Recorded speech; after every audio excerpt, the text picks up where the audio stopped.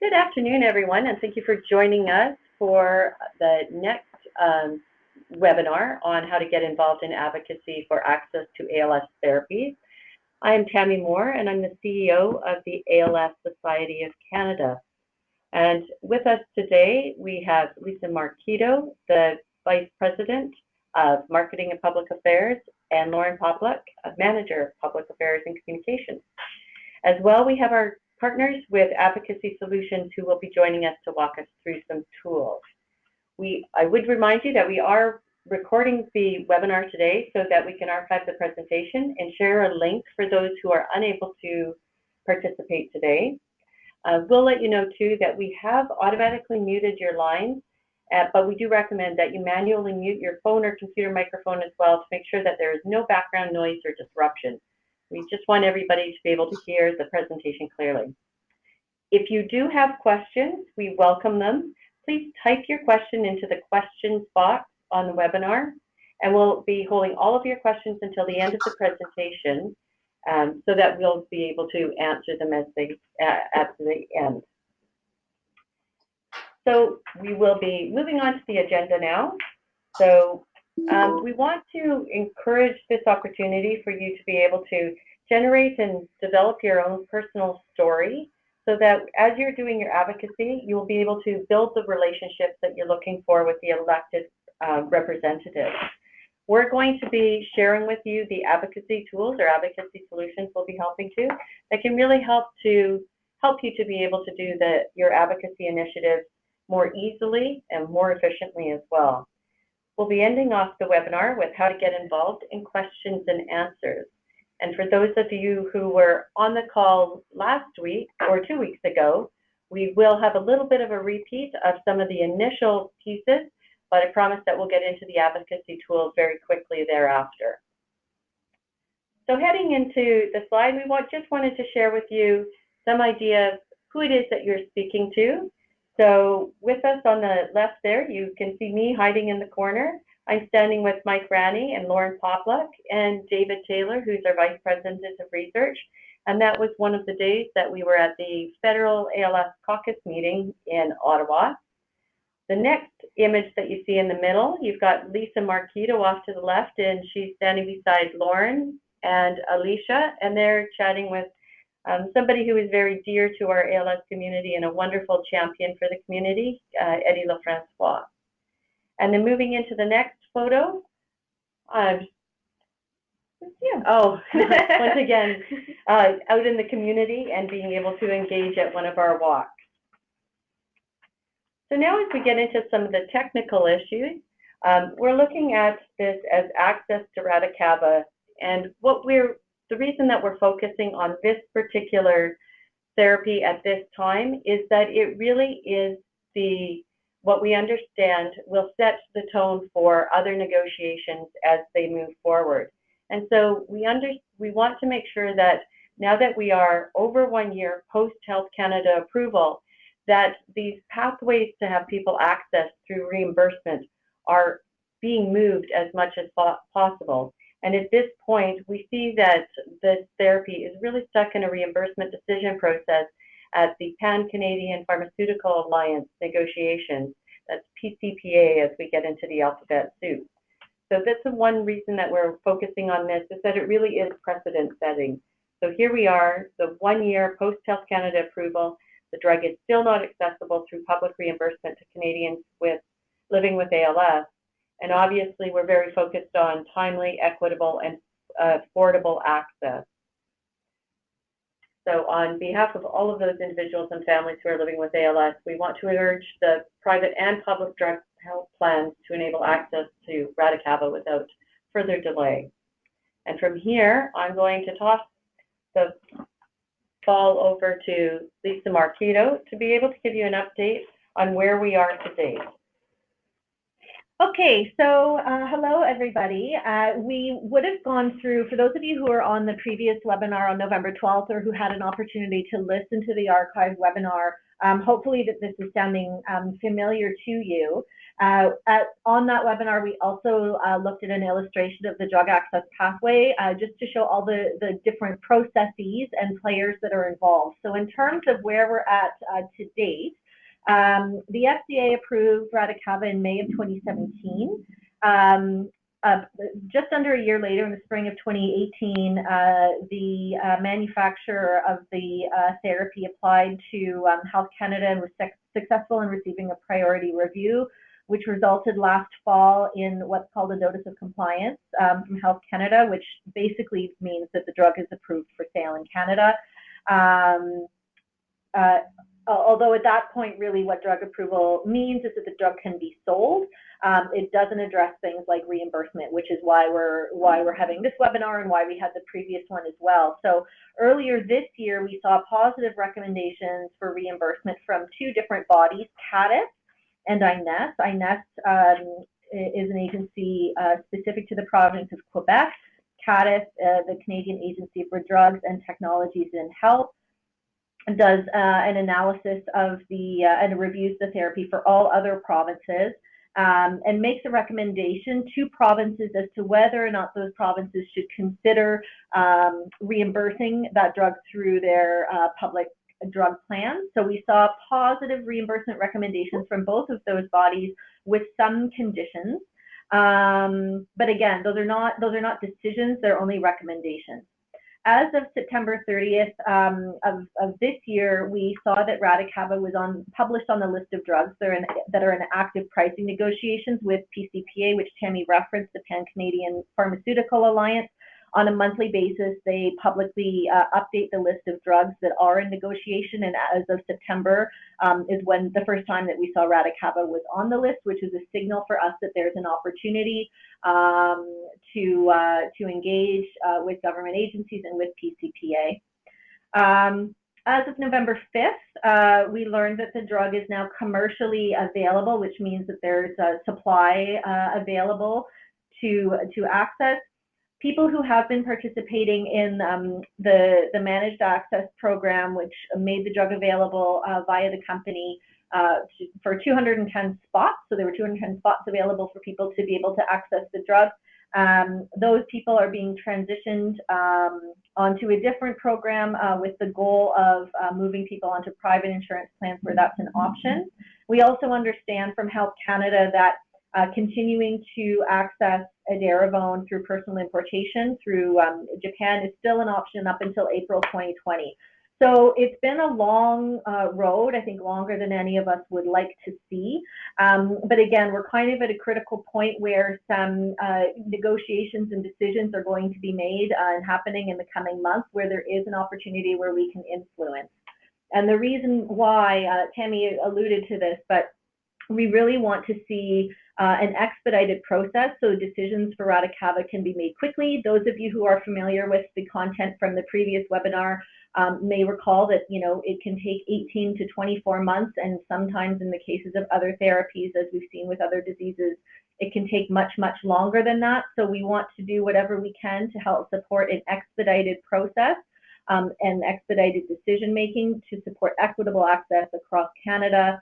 And as Tammy mentioned as well, we see this as really being precedent setting for future therapies that come to market. So there's an opportunity here for us to demonstrate that the ALS community takes this very seriously. We want to see as many therapies as possible come to market in Canada. And so by advocating around Radicava with the opportunities that are available to us in the coming months, will help to communicate that urgency that could make a difference for other therapies as well. So from here, we're going to get into kind of the nitty-gritty of what it looks like to advocate. The previous webinar, we talked a little bit about kind of what advocacy is and how it can be effective. The ALS Canada team will come. We'll speak with you again towards the end of the webinar to talk a little bit more about how to leverage these advocacy tools, but to introduce you to the different tools and ways that you can think about advocating, I'm going to turn it over to the team at Advocacy Solutions to provide a bit of an orientation and an overview. Thanks, Lisa. It's Ryan Clark here from Advocacy Solutions. Welcome, everybody. It's a pleasure to be here today. So as both Tammy and Lisa mentioned, we went through quite a bit of content on the previous webinar around the drug approval and reimbursement processes, which we're not going to cover again, and then a brief introduction to advocacy. Now, in that webinar, we did touch on what I'm going to get into a little bit more detail around now, which are the two cornerstone pieces of effective advocacy: telling your personal story and building relationships. So if we go to the next slide, we start at the very beginning, which is basically what is a personal story? Well, as it says there, it's a summary in whole or in part about what has happened to you as it relates to the issue at hand and your perspective on the issue at hand and the means by which your issue comes to life. And I'll talk a little bit more about that as we get into it. So in a face-to-face meeting or in written communication with a decision maker, your personal story makes your issue come to life. It makes your issue real for the decision maker and provides a point of connection between the two of you. And if properly developed and delivered, your personal story should fuel the logic of your one ask. You'll recall that we talked about your one ask on the previous webinar, and we will get into that in a bit more detail today. And it should also be emotional, which doesn't mean sad or negative, but it should be emotional. It should be imbued with emotion about how you felt, or how, regardless of your perspective, but how you primarily, but also how others felt as you've gone along in this process. And it helps to motivate and guide the decision maker to what you need them to do for you. So on the next slide, we're going to start to talk about the essential elements. There are 4 basic elements that should be included in the content of all personal stories, and I'll go through them in more detail now. The first one are some basic personal details on the next slide. The objective of this first section is to establish a basic picture of who you are and to really convey to the decision maker this construct that I'm like you. I go to work, I have a family, I'm raising my kids, whatever your circumstances are. So it's really just to sort of set the stage for what's to come next in the context of your personal story. But it's really important that we start with what we call some basic personal details. The next slide is facts about your personal situation. This is the point that you transition from having set the stage to the circumstances that brought you to today. And diagnosis or developing an issue with your health is typically that point. Usually that turning point is, as I said, diagnosis or something to do with your health kind of thing, because we're in healthcare in the context of this discussion. This is also the first opportunity in most personal stories to start to open up about your feelings or your emotions, which again is critical if you're going to connect with the decision maker. And I can't emphasize that enough. I have literally read personal stories that are pages and pages long that don't talk at all about somebody's feelings or their emotions or how they felt about something, how something made them feel, how they reacted to something. And while it may be difficult to do, and I know it is for many people, it is critical, because if you don't, then you're really not telling a personal story. You're just conveying a series of facts. And that's not what a personal story is. It's meant to be something much more compelling than that. The next slide, your issue or the issue. Next, you need to transition from the fact of your, again, for example, diagnosis to the issue at hand. In other words, if you had a health issue, entered into a healthcare system to have it resolved, and everything went perfectly for you, and everybody else with that disease, you presumably wouldn't need to do advocacy because nothing would need to change. So again, you have an issue, or there are issues because the system is not perfect. That's the rationale here. So this is where you need to talk about the challenges you've had, again, as it relates to the issue at hand. So let me give you an example. If the issue is access to medications, don't focus on the prolonged time to diagnosis. You can mention all of the challenges you may have faced around a prolonged time to diagnosis if that was an issue for you personally. But don't focus on that issue. You need to focus on the one that is linked to the issue that you're there to resolve, because you're only going to seek to resolve one issue at a time. And so your personal story needs to be tailored to that particular issue that you're there to talk about. I can't emphasize this enough. Again, I've been in a number of situations where people will come in, the issue is established, they're there to talk about this, and then their entire personal story focuses on an issue that isn't related to what we're there to talk about. And that is a fundamental disconnect which will not serve your purposes. And then the next slide, the last slide on this section, is your one ask, which we introduced in the previous webinar, your action. This is what you need the decision maker to do as a result of what you've just shared with them. And we talk about the fact that you're going to ask for the one thing you need and not a list of what you want. The one thing you need and not a list of what you want. Especially when you're advocating to government, if you ask for everything, you will get nothing. So you need to stay focused on the one thing that you need, even though you may need more than one thing. That's not my argument here. I'm simply suggesting that of all of the things that you need, let's say there's 5 things, you have to pick one of those things and move forward with it one at a time. So this is a case where less is definitely more. And very importantly, your ask needs to be tangible. And we'll talk about that in the context of the advocacy package. Tangible asks only, not things like, I need your help, I need your support, I need your commitment. Those aren't tangible. Those are the words that politicians use to make a living, and they are not the words we use in advocacy. You need something tangible to be able to actually make this work. Next, I want to briefly touch on rehearsal and reading.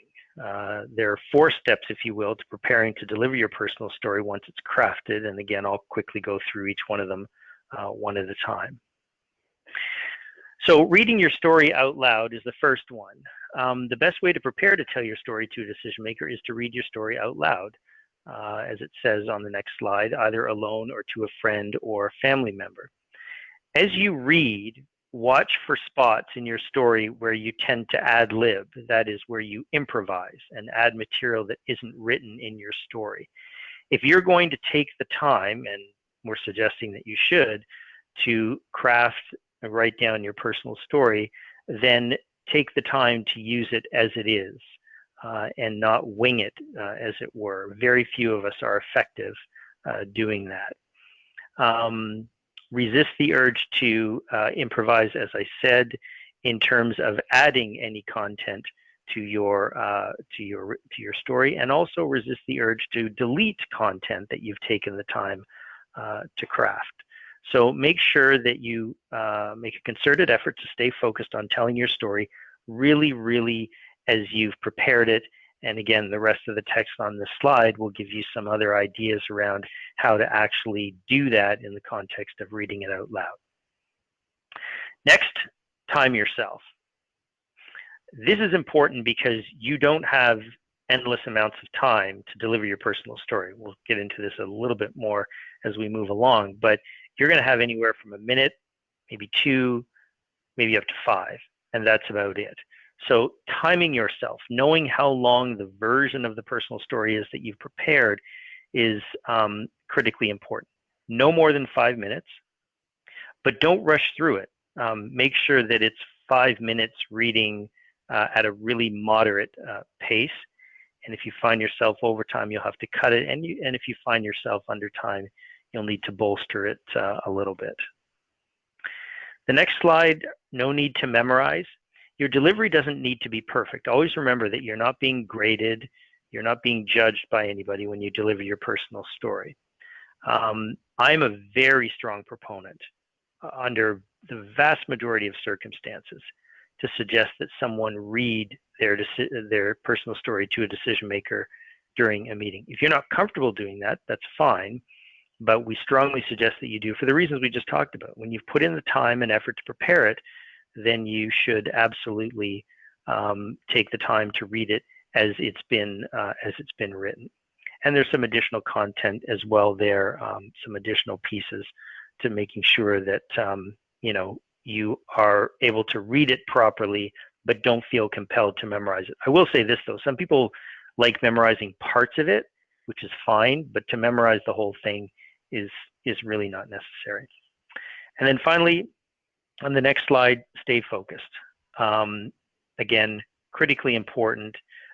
You may be interrupted in the context of delivering your personal story. You need to be able to stay focused and come back.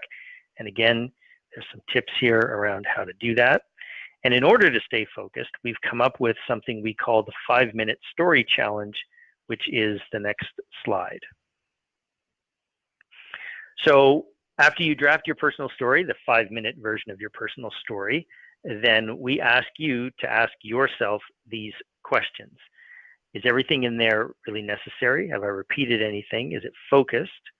What details are not related to the issue? Take those out. Is there anything that you've mentioned that doesn't help to lead to your ask? Again, take that out. Do these descriptions, sentiments, or ideas really support my one ask? And what's the least interesting or relevant or engaging part of your story?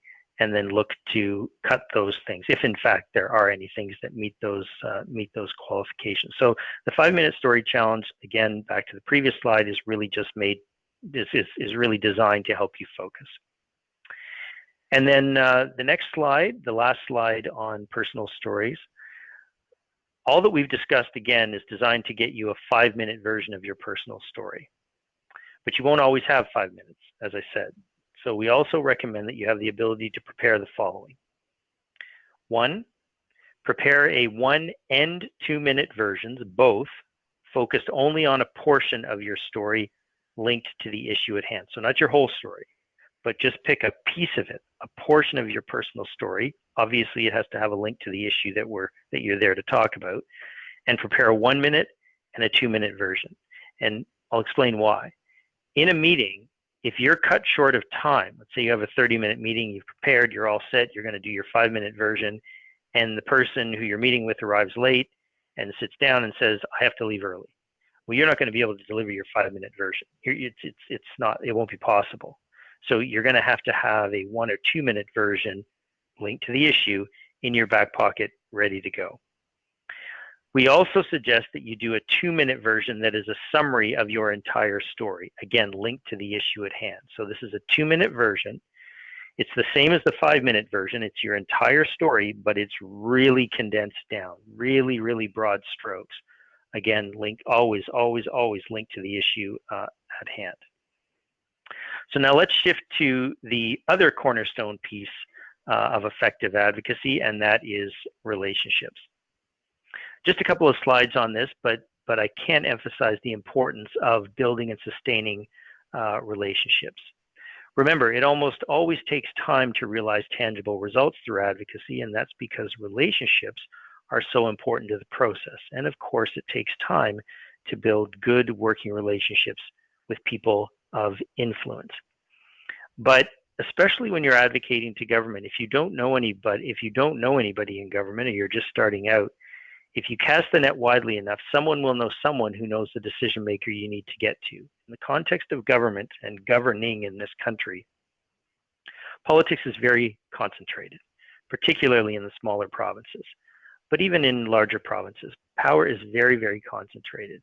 And we have a small population, spread out over a huge distance, but we have a very small population. And so you are probably closer to the people who can influence the things that you need them to influence than you may realize. So that's why we talk about casting the net widely. But it takes patience, being at the right place at the right time with the right people, staying engaged, and more importantly than anything, not getting discouraged and giving up. On the next slide, this is really sort of a tips slide, if you will, when you have no relationships, how to kind of get started. It's never too early to start to build relationships with decision makers, ideally before you need their help. That's a really sort of fundamental piece to all of this. And it's all about making that first connection. and every connection can be a stepping stone to the ultimate relationship with a decision maker. Included on this slide, as I said, are some practical ideas when you're first starting out. But the one thing I always tell people, don't miss a chance to communicate and don't stop communicating. The most effective advocates I've worked with never miss an opportunity to mention their issue to anyone and everyone where appropriate in order to make sure that they are connecting. Because you never know, as we say, that person that you may be talking to today can connect you with the person you need to get to tomorrow. Now, Joanne will begin the next section of the webinar using your advocacy tools. Great, thanks, Ryan. So we'll get into a little bit of theory as to how to use your advocacy tools. Hope everybody can hear me clearly. And then we'll get into some specifics about how to use actual tools that will be available to you. So on the first slide in this section, we wanted to talk about, once you are very clear on who your advocacy target is, then you're going to want to select the most effective tools to deploy. Now, it's important to consider that you shouldn't really just be throwing every tool at your disposal at the decision maker, because it's important to be strategic and certainly not throwing all these tools all at once. So you'll need to select the specific tools that you think the decision maker will be most receptive to and the most responsive to. In other words, the ones that will elicit the most pressure on that target or decision maker. Some of your tools will have absolutely no impact on your decision maker or target, and that's important to be aware of as well. And also to consider who is best to use which tools, especially when it comes to the ones that only you and those closest to you will be using. And we'll talk a bit more about that in a moment. Some tools will be more effective at certain times rather than at other times, so timing is also important. An example of that would be, for example, during an election cycle with politicians. We've just experienced that recently in Canada. So when engaging a large advocacy network, as you may be doing, it's also important that you choose tools that will make it easier to control the messaging. And we will talk about those types of tools in a moment. On the next slide, we wanted to show you a little bit of a diagram, an example of how to layer the advocacy tools that you may have at your disposal. On this slide, you'll notice that some tools can be used earlier in your advocacy campaign, later, or even more than once in the work that you're doing. The timing really depends on the objective of using the tool and the messaging. For example, you may want to reuse a tool if your messaging has changed since the first time you used it, and then it would appear in more than one layer. And while there's really no set order as to when to use the various advocacy tools, ultimately, you will want to create a layering effect with your tools over time. And that really does take planning, and that's what ALS Canada has been doing over the last little while. It will be important to give your advocacy target a chance to engage in your issue and respond to your ask through the tools that you've started to use before you layer on another tool. So whether that's a new tool or a reused one. Now, of course, not all advocacy tools are included on this slide, and we don't have time to review all of the ones that are even here, but we will walk through a few of the tools that you'll be using very soon in your advocacy work around access to Radicava.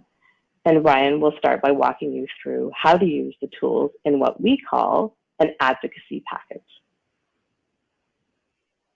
Thanks, Joanne. So as Joanne said, this is a tool that you'll be using. ALS Canada will be preparing an advocacy package for the Radicava work, but we wanted to take a few minutes to explain what this tool is and how it works so that you'll be better prepared to use it when it is available to you. So an advocacy package is a group of documents that we designed that empower you to do, or any individual to do, two things. One, to send a letter to request a meeting with and to meet with your elected representative, local elected representative. And two, to send an email directly to the Minister of Health in your province. So the concept is very simple. In most cases, when you have an issue with government, your first step, again, 99 times out of 100, is for you as an individual, as a constituent, to meet with your elected representative about that issue. So if it's a health issue, you're most likely meeting with your provincial local representative. If it's a federal issue, you would meet with your MP, your member of parliament. But in this particular case, we're focused at the provincial level, but that's the concept behind it. That's why we often start with advocacy packages. So this tool should be used early on, maybe even first, and in this case, it will be one of the first tools you'll use in any advocacy campaign, and then it will run consistently throughout the campaign. So these are examples of the types of documents that we often include in an advocacy package. There are 7 of them, those 7 bullet points there, and I'll go through each one of them quite quickly. Some of the materials are meant to be used as written, as in not altered at all, i.e. the key facts document, the 4th bullet there, you don't alter that document, it is static.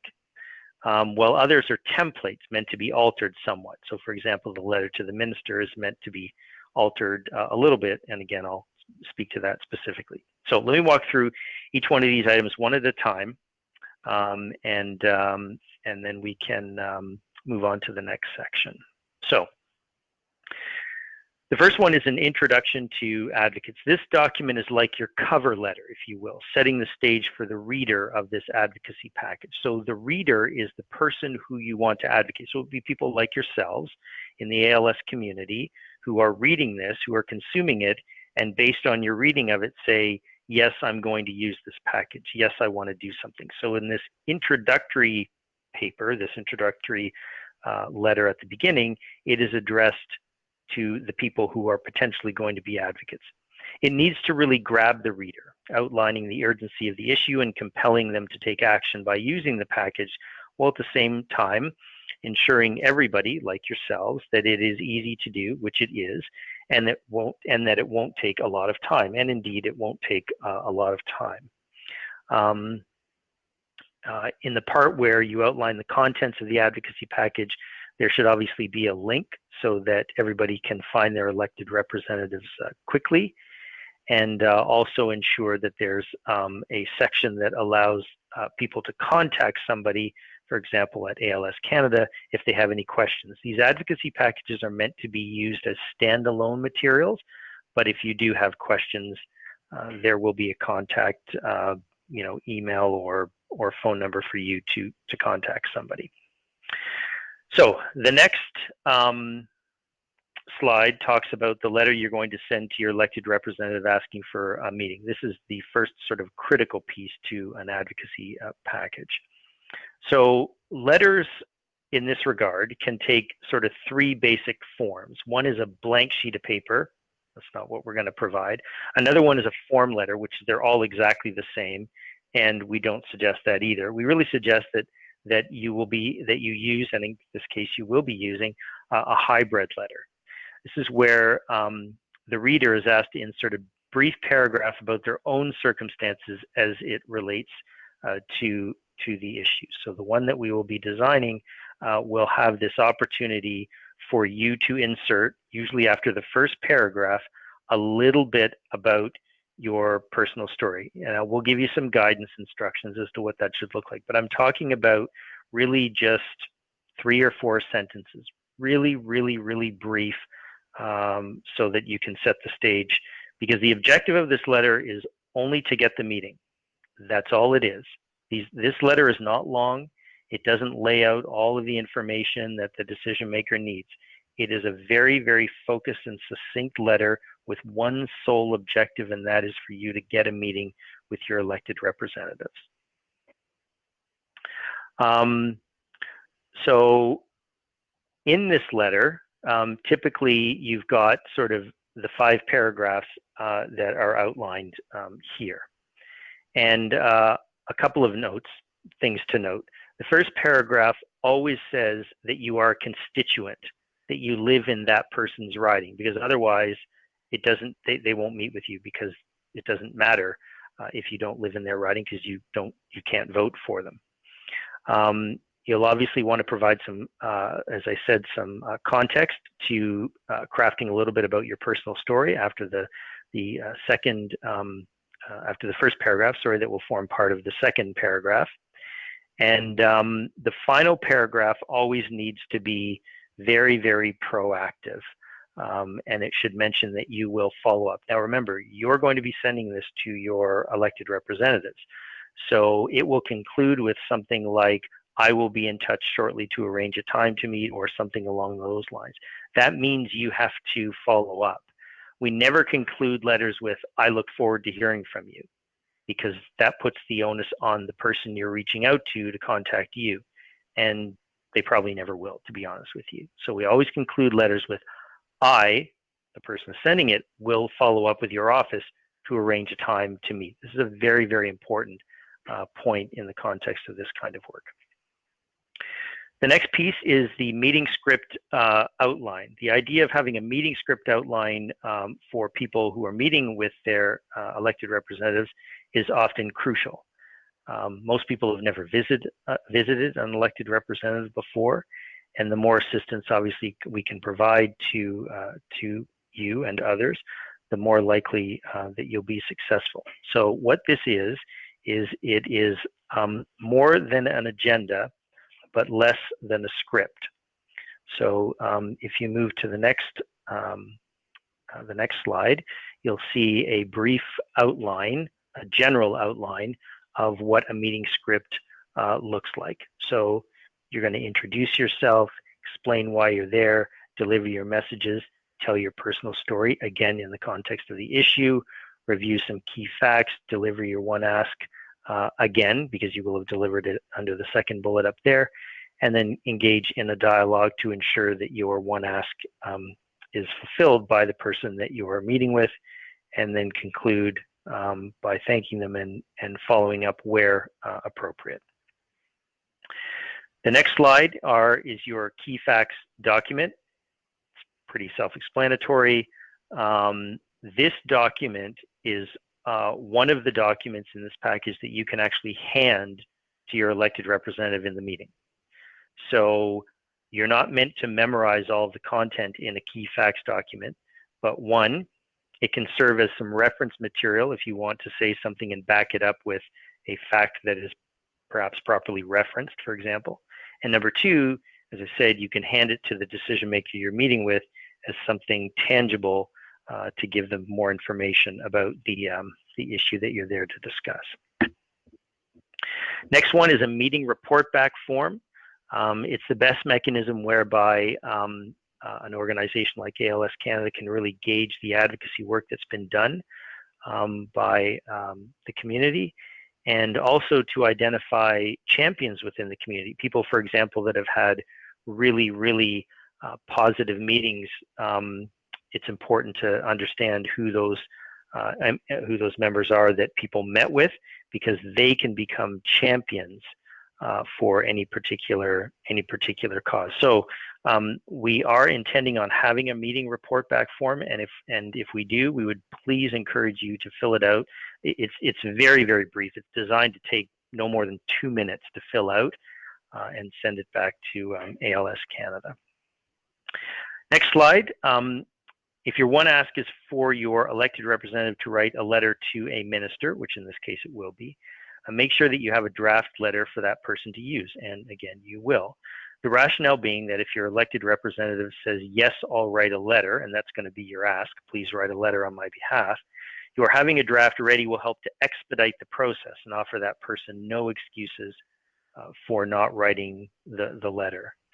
And you'll also notice when you see the advocacy package that the text in this letter mirrors very much the text in the letter that you sent to your elected representative requesting that meeting. There's a tremendous amount of consistency or alignment in all of these materials. And then finally, the last letter is the second step I mentioned, which is you writing a letter to the minister herself. Because if it's a healthcare issue and it's provincial, then the minister is the one that can affect the change that you require. So In this case, you are writing not as a constituent, but rather as a resident of whatever province you live in, requesting that that a particular action be taken by the minister.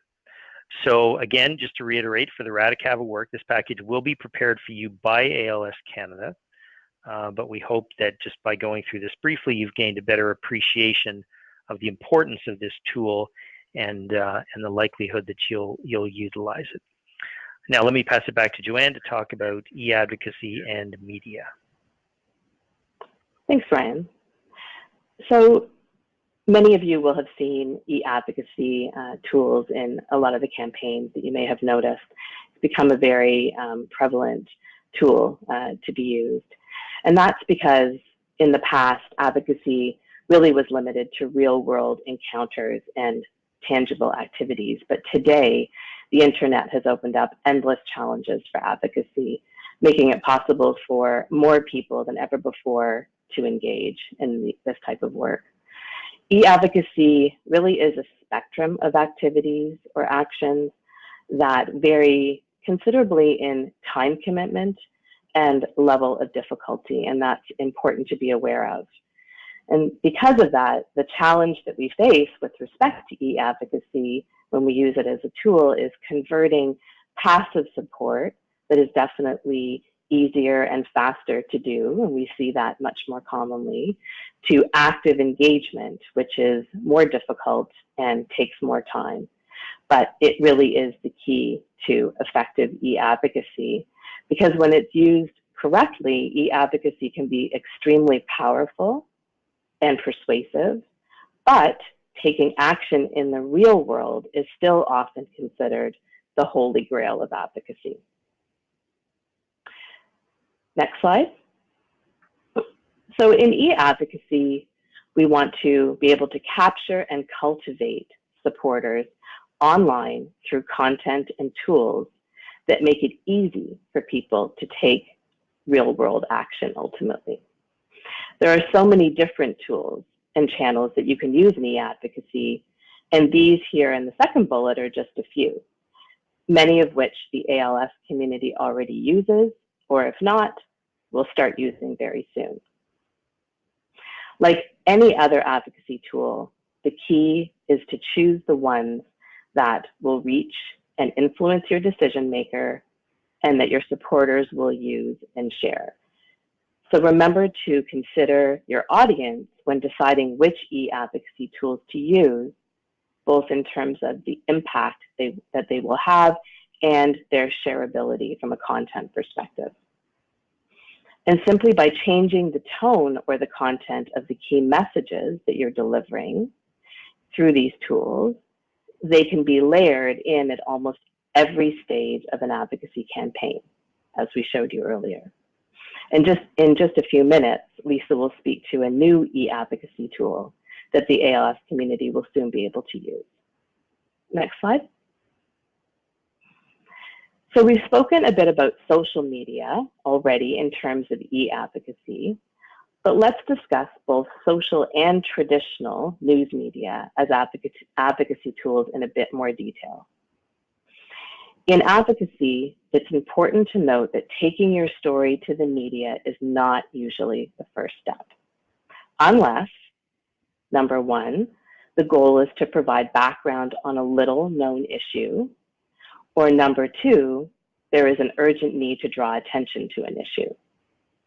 And that's why going to the media with your story is not usually in layer one in that diagram that we showed earlier, because if it is, you're either laying the foundation for advocacy through awareness or education, or there is an urgency around your particular ask.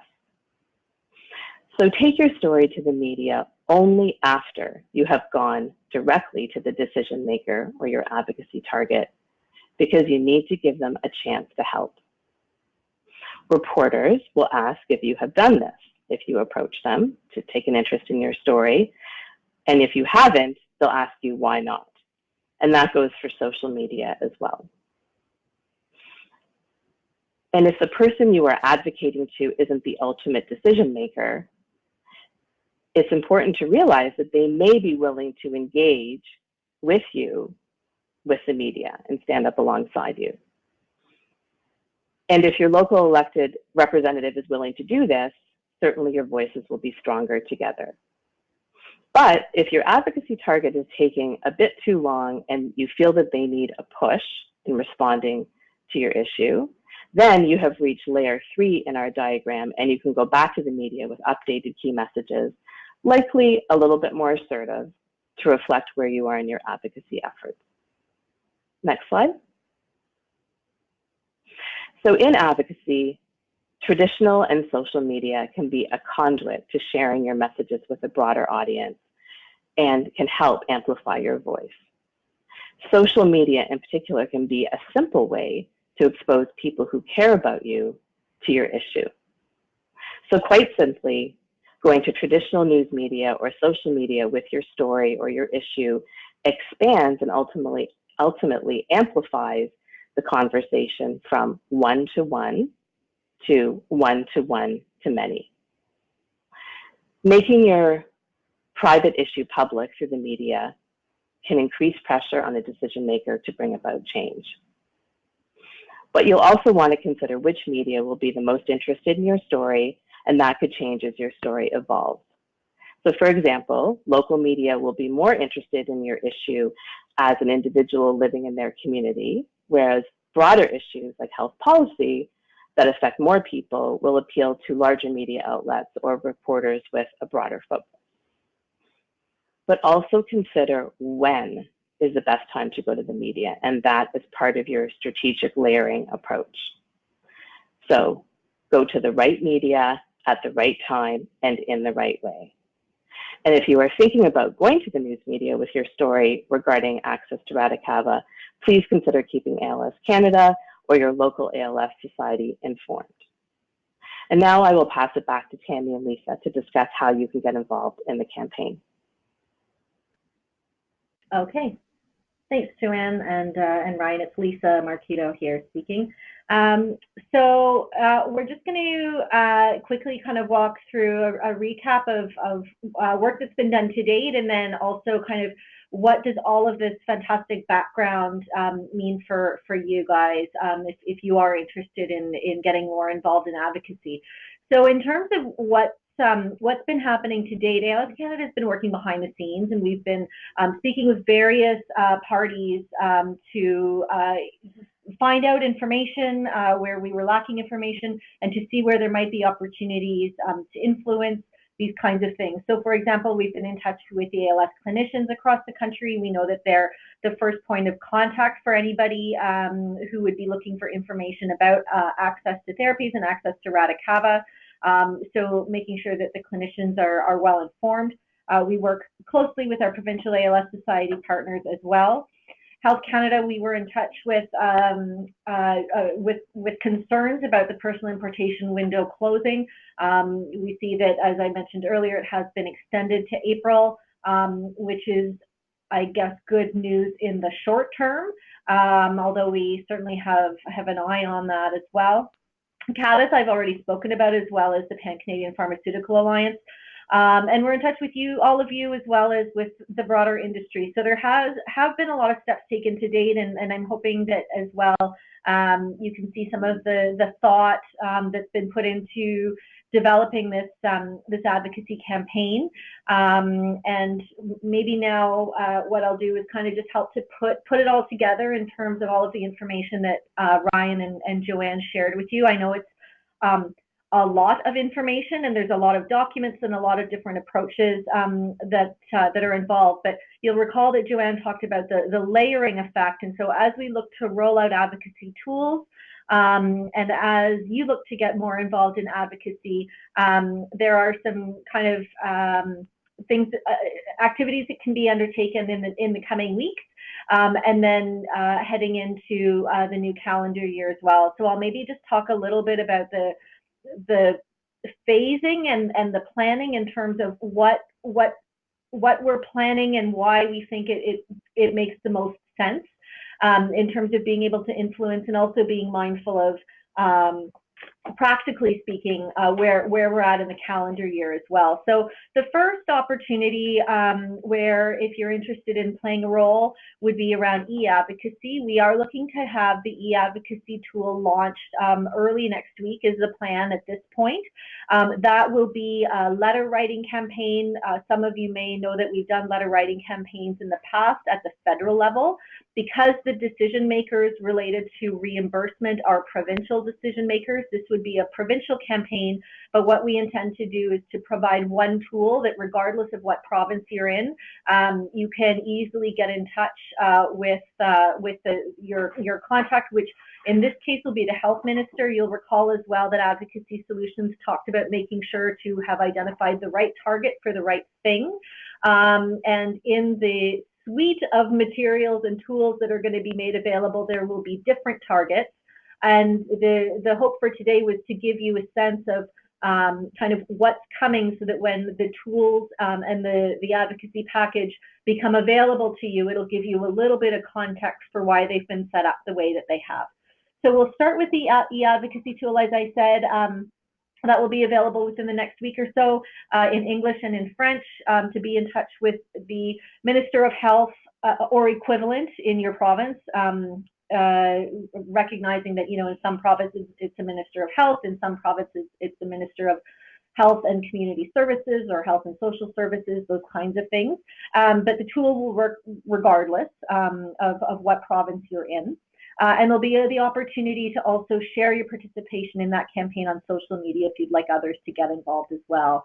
And that's a really easy way to make the minister in your province aware of the issue, especially at this time of year, such that in January, when the broader advocacy package becomes available, that's when there'll be the more detailed documents that Ryan walked through earlier, with the key messages and different letter templates if you want to request a meeting. So I think the nice thing about this approach to advocacy as well, and the layered approach, is that you can be as involved as you want to be. So if all you're interested in doing is sending a letter and maybe asking others to send a letter too, that's fine. The e-advocacy tool will provide you with a way in which you can do that. If you are more interested in things like sharing your personal story and asking for that meeting with your elected official, the toolkit will provide a way for you to do that. And if you want to do both of those things, then that's great too. So you don't have to do absolutely everything. What we want to do is make sure that we're providing as many options as you can. And of course, if you're able to do more, then that's even better. By following us on social media, for those of you who are active on social media, that will give you a sense of how ALS Canada is communicating about this topic. And it'll also alert you to when these toolkits are available, although of course we intend to reach out via email as well to let you know when the toolkit is available, as well as the e-advocacy campaign. So hopefully this gives you a sense of why all the different elements to an advocacy package and how you can think about using them. We're conscious as well, I spoke about the calendar year, and so we're conscious as well, especially with respect to requesting meetings, that we're getting into a time of year where it's very difficult to do that with the holidays approaching. That's why we're planning to launch the e-advocacy tool first, followed by the advocacy package to launch in January. So again, if you're interested in getting involved in more than one way, there'll be ways in the near term, in the coming weeks, for you to be involved, as well as, once we flip the calendar over to 2020, for you to be able to kind of hit the ground running with those meeting requests and other pieces of outreach to elected officials in your province. So that's kind of where we're at right now. We would ask, if you are interested in joining the campaign at any level, or even if you're interested in hearing more once these materials become available, please drop us an email at this email address. No commitment at all, but if you're kind of thinking, yeah, this sounds like something I'm interested in thinking a little bit more about, and interested in taking a look at the advocacy package when it becomes available, reach out to us and we'll just make sure that that we get back in touch with you when that information is available, or similarly, if you have any questions that you'd prefer to engage with us one-on-one, you can drop us a line there as well. It would help us to know the province that you're in, since this is a province-by-province campaign, and a little bit about yourself would be helpful as well. And we'll also share your information with your provincial ALS society, along with your contact information, so you can be in direct touch with them as well about the opportunity to engage provincially. So I think we'll leave it at that for now, and just invite questions. I know Lauren's just taking a peek to see what questions might have come in already that we can help to answer.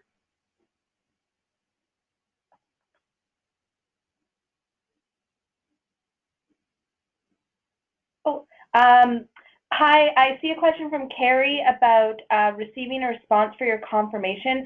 Carrie, this is Lauren here. I'll look into that. I did send a reply email, so I will look into why that email was not received. I'm sorry that you did not receive your confirmation, but I do recall receiving your email, and I will look into why you didn't receive your response. So apologies for that. Thank you for letting us know.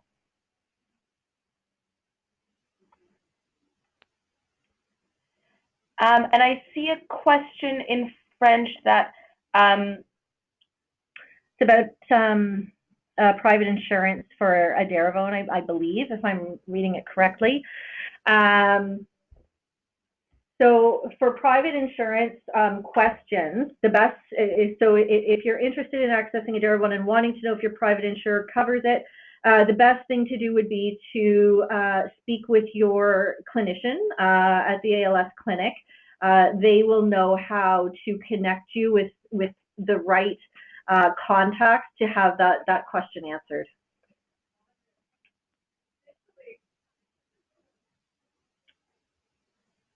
Oh, you're welcome, Carrie. I don't see any other questions at this time, but we'll give you guys a moment to see. Oh, a question about e-advocacy next week. Do you have suggestions as how to commence that? Sure. It's Lisa here. Yes, if I'm understanding your question correctly, basically what will be involved in the e-advocacy campaign is that there will be a web link that we will share with you that will take you to an online form where you need to enter your name and I think postal code and maybe your province of residence. And there will be a templated letter within the form that will provide some of the key messages and the information that Ryan and Joanne have shared through this webinar, written in a letter form to make the health minister aware of the issue and the ask as well. And all you'll need to do is provide your name and postal code. And if you would like to customize that letter with some of your own story or why this is an important issue to you, you can certainly do that. But we'll be setting the tool up so that if you choose not to do that and you just want to send the letter as is, you can do that as well. So by next week, we'll have that up. We'll provide a link for you to access. And if you need any further assistance from there, let us know. But that's typically how we would set them up. You just have to fill out those few details. It shouldn't take more than, I would say, 30 seconds to a minute to complete and send. That link will also be available on our social channels. And for those who have reached out to us directly, I'll try to be emailing each of you the link as well. We also have some questions around some other therapies, and I do want to suggest that this particular advocacy initiative that we're taking is around the equitable and timely access through the current system that's available to us. And so that's why we are particularly focused in this conversation on the PCPA and what can be done at a provincial level. We do have obviously a lot of other work that we are doing to be able to work with companies and to have clinical trials available in Canada for Canadians. And so there's considerable work that's being done on the system itself, as well as direct advocacy to those organizations. But at this time, we're focused in this area because, much to Ryan's point, we can also have a lot of distraction, and if we go with too many asks, so that's why we've chosen to focus here right now. But we have had other webinars on clinical trial access in Canada and other conversations on the other therapies as well. There's a question about the advocacy packages. Those will also be available online. We aim to create a sort of one-stop shop site where you'll be able to download the advocacy package, you'll be able to access the advocacy tool, and all that information will be there for you guys to access.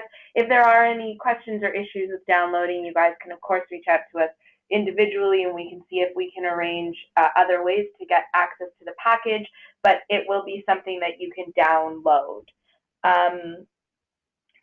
We also have a question about other areas of advocacy. So again, please email us at advocacy@als.ca and with your particular area of interest. As I mentioned, that we are doing other work and would appreciate knowing where people's interests lie, because that would help us to bring their personal story to those particular conversations when appropriate. Social media? Yeah, and so then a question about suggestions to undertake social media use. Yeah, so the social media use will be something that we are looking to launch at the same time as the e-Advocacy tool. So the idea will be, and we're setting the tool up basically as we speak. So my understanding of the way that the tool works is that once you have clicked send to send your letter, you will then have the option to, if you're on Twitter, for example, to tweet that you've participated in this campaign and to ask other people to join you. So that would be a kind of a social media tie-in that's aligned with the overall approach that will be available at the same time as the e-Advocacy campaign is next week. One thing you can also consider starting to do is to identify, if you happen to know who your elected official is within your province for your provincial government, you might want to consider looking to see what their social media presence is like. That would be an option as well, but we'll have the social media tools set up to integrate with the letter writing campaign.